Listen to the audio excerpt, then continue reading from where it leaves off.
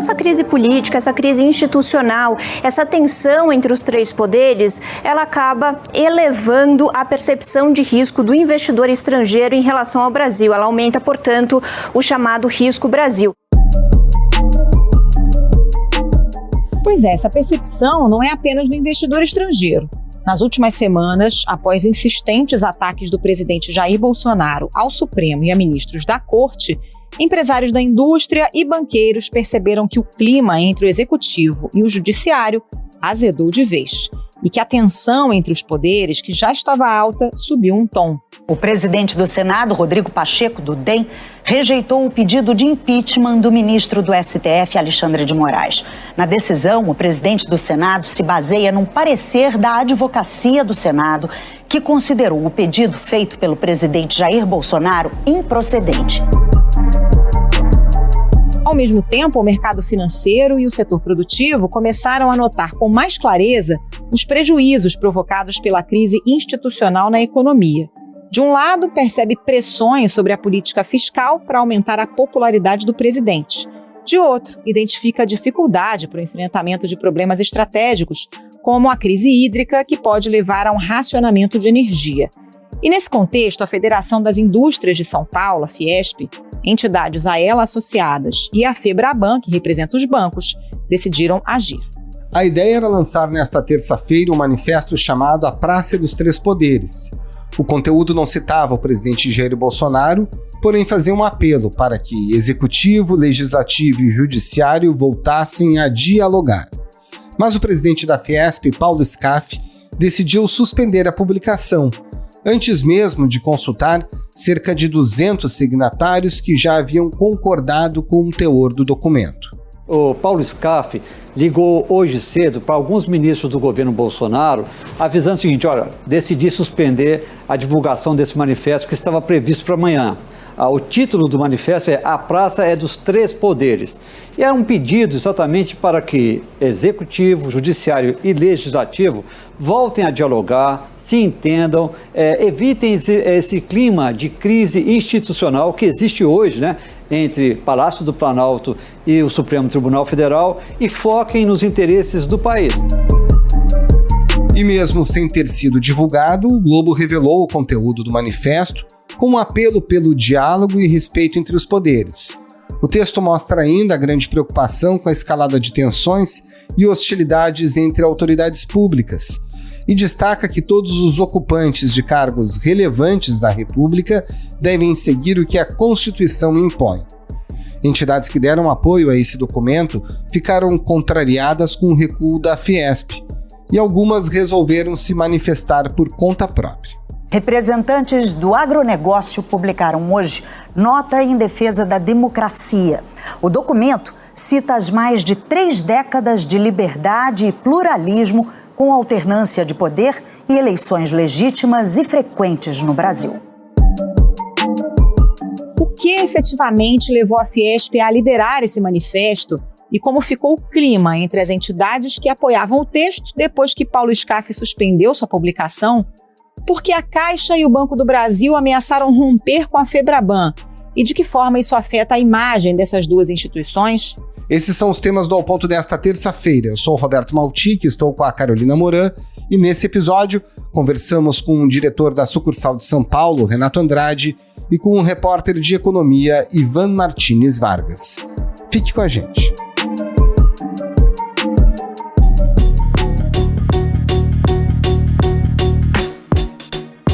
Renato Andrade e Ivan Martins Vargas, começando por você, Renato. Como é que foi trabalhado esse manifesto que envolve banqueiros, envolve a indústria brasileira, né? Como é que essa ideia surgiu? Maltic, na verdade, essa movimentação que teve agora aí no fim de semana, ela é reflexo de manifestações e discussões que o setor privado está fazendo já há um certo tempo. Eu não sei se o ouvinte vai lembrar, mas no início do mês você já teve um manifesto em defesa da urna eletrônica, que foi assinado por uma série de executivos que representa assim, a turma peso pesado do PIB brasileiro mesmo. O documento destaca que o princípio-chave de uma democracia saudável é a realização de eleições e a aceitação de seus resultados por todos os envolvidos. Então, assim, existe uma preocupação do setor privado com a escalada e dessa briga especialmente entre o Poder Judiciário e o Palácio do Planalto, e isso já está refletindo de forma concreta nas perspectivas econômicas e em coisas mais pontuais como o mercado financeiro, que eu acho que nesse caso ele age mais de curto prazo. Então existe realmente uma preocupação do setor privado, que assim, uma coisa é você discutir eleições num período da eleição, agora quando você tem uma briga dessa magnitude, a leitura que o setor privado está fazendo é que todo mundo vai ser prejudicado. Então acho que o movimento surge com isso, para tentar ver se você consegue dar uma apaziguada mesmo para as coisas voltarem ao lugar, entendeu?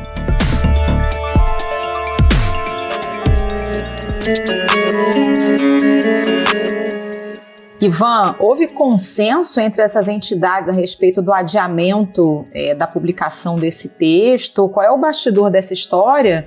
E qual é o tom desse documento, né? Porque ele não foi divulgado, mas de qualquer forma a gente teve acesso às linhas gerais desse documento, né?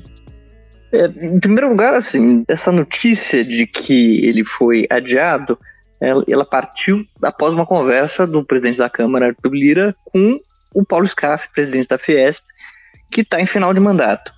Paulo Scaff fica no comando da entidade até dezembro. Foi uma decisão do Paulo Scaff, pelo que vários dos signatários do documento disseram que foram pegos de surpresa por essa decisão e que esse adiamento não foi comunicado a eles de maneira oficial. Então foi ali no bojo de uma decisão unilateral, exclusiva do Scaff, sem ser comunicada. O tom do documento, ele foi sofrendo uma série de modificações para conseguir consenso, para conseguir assinaturas. No final do documento, ele estava já com uma série de assinaturas que já batia na casa dos 200. O tom sempre foi a ideia de ter um tom moderado, não de fazer muitas críticas e nem de subir o tom contra o governo federal. Não era essa a ideia. A ideia era de passar um recado, e esse recado seria de que deve haver harmonia entre os três poderes. Esse sempre foi, desde o início, a ideia original do manifesto. Pois é, Renato, mas não foi assim que o governo entendeu, tanto é que houve uma enorme pressão sobre o presidente da Fiesp, o Paulo Scaff, que sempre foi tido como um aliado do presidente Jair Bolsonaro. Como é que o Paulo Scaff fica agora, especialmente junto aos seus pares que já tinham dado apoio a esse manifesto e depois ele sozinho suspendeu a sua publicação? Acho que o Paulo Scaff está numa situação delicada. Em que sentido? Ele sim sempre foi muito próximo do presidente Bolsonaro, especialmente ali no início do governo, e havia uma expectativa de que ele fosse candidato nas eleições estaduais de 2022, que ele fosse o candidato do Palácio do Planalto. E o presidente veio ao longo dos últimos meses dando sinais de que ele pretende ter um outro nome, apoiar um outro nome em São Paulo. Ao mesmo tempo, o Scaff foi vendo essa movimentação do setor privado, que, de novo, como bem destacou o Ivan, a ideia dos manifestos tem sido em defesa de harmonia, em defesa do regime democrático, em defesa do sistema eleitoral brasileiro, das urnas eletrônicas, ou seja, ninguém buscou nomear ou criticar o chefe do poder A ou o chefe do poder B. Eu acho que o Scaff buscou tentar, diante da situação que ele ficou, vamos usar a palavra, abandonado pelo presidente, ele tentou aderir a esse movimento aí do setor privado, só que essa decisão monocrática dele de largar o manifesto depois de um telefonema para o presidente da Câmara colocou ele numa situação bem complicada, né? Assim, a leitura que a gente tem ouvido aqui das entidades é que agora ele ficou sem o Bolsonaro e sem o setor privado. Mas a ideia, Renato, é realmente só publicar esse manifesto depois do 7 de setembro, porque não faria muito sentido, né? Justamente a intenção era publicar antes, né? Sim, exatamente. Assim, o Scaff está tentando construir uma nova narrativa falando que não houve um recuo, que ele está dando, na verdade, mais prazo para que todas as entidades possam votar a adesão ou não a esse manifesto e com isso você publicar de novo. Mas venhamos e convenhamos, a ideia do manifesto era para você tentar apaziguar também um pouco do que vem sendo discutido, do que poderia ser esse 7 de setembro na semana que vem.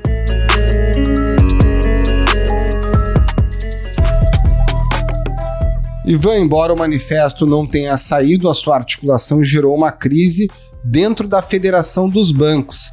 A Caixa Econômica e o Banco do Brasil chegaram a ameaçar sair da Febraban caso esse manifesto fosse efetivamente publicado. O que aconteceu? Por que esses dois bancos públicos tomaram uma atitude tão forte, uma vez que o manifesto nem mesmo citava o presidente Jair Bolsonaro?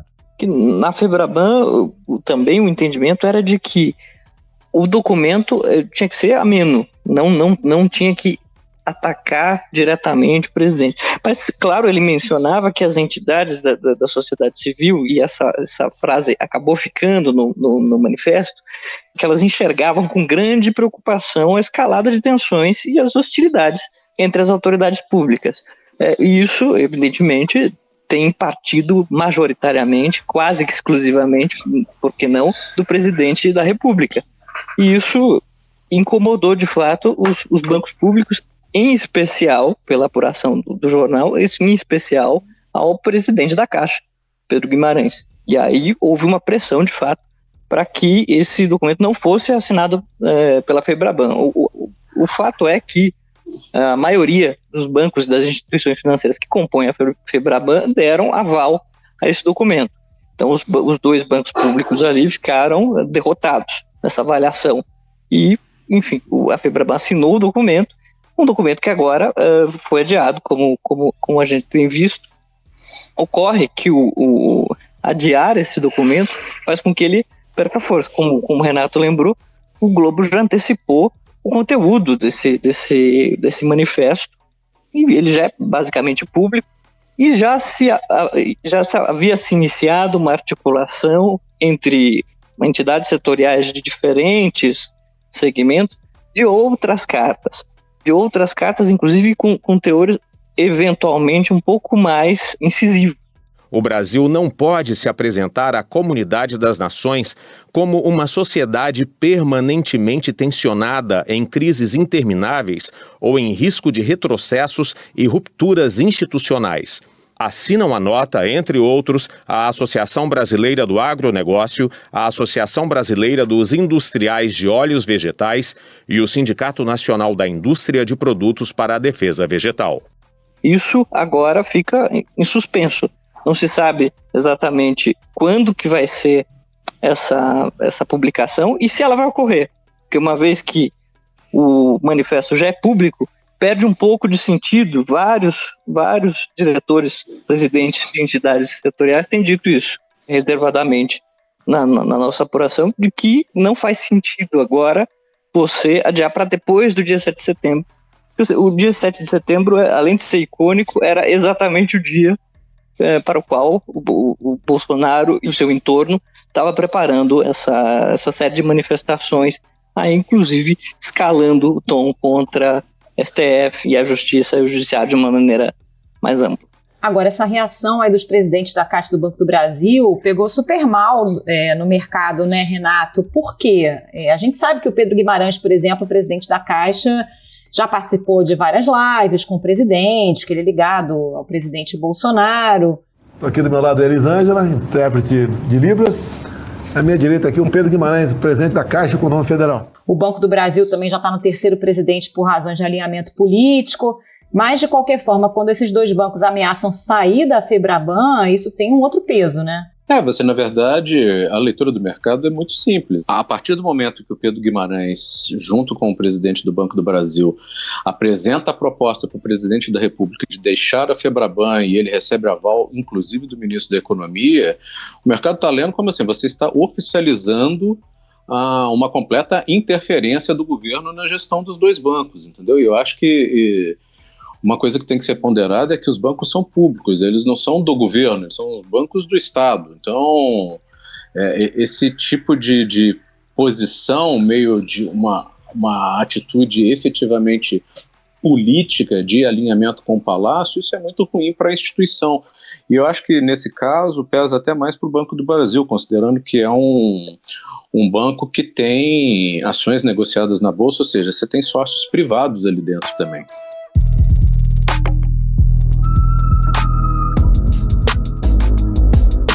Ivan, conta pra gente os bastidores sobre como os empresários, seja de bancos ou mesmo da indústria, que já haviam inclusive assinado o manifesto, compreenderam essa pressão do governo que acabou impedindo a publicação. Os bancos geralmente não costumam opinar muito sobre agora no setor produtivo, né, nas indústrias, que tem falado de maneira um pouco mais verborrágica e aberta, ainda que reservadamente, eles têm dito que isso sim, a não publicação mostra que a Fiesp cede a uma pressão do governo, e cede a uma pressão do governo, uma pressão ruim, uma pressão perigosa, que mostra que há intolerância por parte do executivo, mesmo a um manifesto que defende coisas que são meio básicas, né? Consideradas básicas por todo o setor produtivo, por basicamente todo o mercado. O mercado é avesso a esse tipo de escalada no tom e nesse tipo de rusgas, né, basicamente, que há entre os poderes, especialmente entre o executivo e o judiciário. Mas, Ivan, dá para a gente usar o termo desembarque do setor financeiro ou não é para tanto? Que ainda não é um desembarque. Agora, no setor produtivo, esse desembarque começa a se ensaiar. Pelo menos é a ideia que nós estamos vendo. Não é esse manifesto adiado, não é o primeiro documento que tem assinaturas relevantes do PIB, digamos assim, ou de representantes do PIB brasileiro, o que mostra uma certa insatisfação. Quando o setor produtivo e quando o setor financeiro assinam documentos, ainda que os documentos sejam a menos, eles mostram ou seja, há uma razão de ser, né? Há um lastro ali. E esse lastro é, sim, um sentimento de insatisfação. Insatisfação com essa escalada que o presidente tem levado a cabo, e não é de hoje, né? Se eu posso completar aqui, eu acho que a questão é menos o desembarque. Eu acho que o importante é as pessoas entenderem que assim, o setor privado está pedindo um basta. Assim, vamos baixar a bola, não vamos criar confusão onde não precisa criar confusão, porque tem uma série de coisas que precisam ser tocadas. Uma coisa que está clara no manifesto, e que eu acho que isso incomodou muito o Ministério da Economia ali, é que você está falando que você precisa diminuir essa onda de rusgas entre poderes para poder focar em aprovação de reformas, geração de emprego, e o governo meio que se recusa a considerar que isso não está sendo feito, ou que a economia, de uma certa forma, está sendo prejudicada. E 126 milhões de brasileiros estão vivendo em situação de insegurança alimentar na pandemia. Isso quer dizer que mais da metade da população não tem comida suficiente para viver. O setor privado está dando só esse sinal, assim, ele não está ali defendendo A, B ou C, ele só está falando assim, gente, o Brasil já tem problemas suficientes, a gente não precisa criar problemas onde eles não existem. Claro, o documento é meio claro nesse sentido. Ele fala que o momento exige de todos, ele fala literalmente, serenidade, diálogo, pacificação política, estabilidade institucional e, sobretudo, foco em ações e medidas urgentes e necessárias para o Brasil. E aí, obviamente, a reforma tributária é um grande anseio do setor produtivo. Não há consenso em que tipo de reforma tributária seria, mas há consenso de que todo esse cenário de rusgas atrapalha toda a discussão em relação a reformas, especialmente a reforma tributária e a reforma administrativa. Quais são os setores produtivos que vale a pena a gente destacar, que estão à frente desse manifesto que oficialmente não saiu, mas que todo mundo já conhece o seu teor? Há uma ampla adesão, na verdade, de N entidades. Entre as principais estão desde entidades ligadas ao agronegócio, como é a ABAG, Associação Brasileira do Agronegócio, que apuramos que era uma das entidades que havia assinado, mas está também o setor da indústria de celulose e papel, que é bastante relevante, e exportador, né, que é representado pelo IBA, que também estava ali, mas a indústria elétrica e eletrônica, né, pela ABINE também estava, A FenaBrave, de distribuição de veículos, também. A FEComércio, aparentemente, também havia assinado. E até a Sociedade Rural Brasileira, segundo a nossa apuração, também assinaria o documento como ele estava previsto para ser publicado antes do dia 7 de setembro. Todo o documento foi assinado prevendo-se a publicação na terça-feira, ou no mais tardar ali na quarta, mas de qualquer maneira antes do dia 7 de setembro.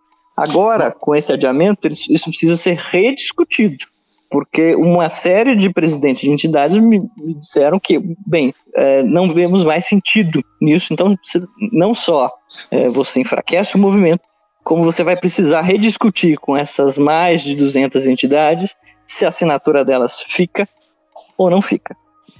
Uma coisa importante nisso é que nós tivemos acesso ao convite que foi encaminhado pelo Paulo Scaff para as entidades. Ele encaminhou isso para cerca de 300 entidades, e nesse comunicado ele deixava muito claro que seria publicado esse documento essa semana. Ele mandou isso na semana, a coisa de 2 semanas atrás, ele mandou esses convites e dava como prazo para a comunicação de adesão ou não à proposta de manifesto o fim da sexta-feira passada, ou seja, a ideia era mesmo a Fiesp publicar isso nesta semana, com uma forte adesão. E um detalhe importante, a Fiesp falou que bancaria todos os custos disso. Por isso que chamou tanto a atenção na segunda-feira a decisão do presidente da federação de simplesmente desistir da publicação e falar que está fazendo isso não por um recuo, mas para abrir mais espaço de tempo para as pessoas aderirem ao manifesto. Bem, depois que o Paulo Scaff decidiu adiar isso, primeiro que todas as entidades que conversaram comigo, os representantes de entidades que conversaram comigo, me disseram que eles ficaram sabendo disso pela imprensa. Esse é o primeiro detalhe. Depois que isso já havia sido publicado, né, pelo Globo, a Fiesp começou a oficialmente comunicá-los. Produziu-se um e-mail, produziu-se um documento dizendo que esse manifesto seria adiado para que dezenas de outras entidades que também teriam interesse em participar pudessem discutir com seus associados como aderir ao documento. Mas esse e-mail ele não diz qual seria a nova data de publicação e não dá detalhes de quais seriam essas entidades que também teriam manifestado interesse, sendo que, como o Renato já mencionou, na semana passada já havia sido discutido isso e já houve tempo para que as entidades conseguissem deliberar sobre o assunto, e mais de 200 delas já haviam deliberado e já haviam assinado o documento. Renato Andrade e Ivan Martins Vargas, muito obrigada pela participação de vocês. Até a próxima. Valeu, gente. Até a próxima. Obrigado, Carol. Obrigado, Maltic. E até a próxima vez. Obrigado. Até a próxima.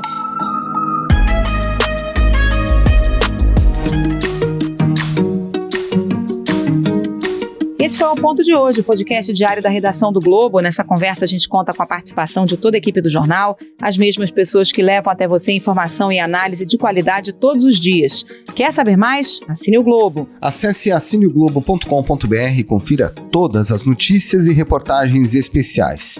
A edição é do João Guilherme Lacerda. Tchau. Até mais.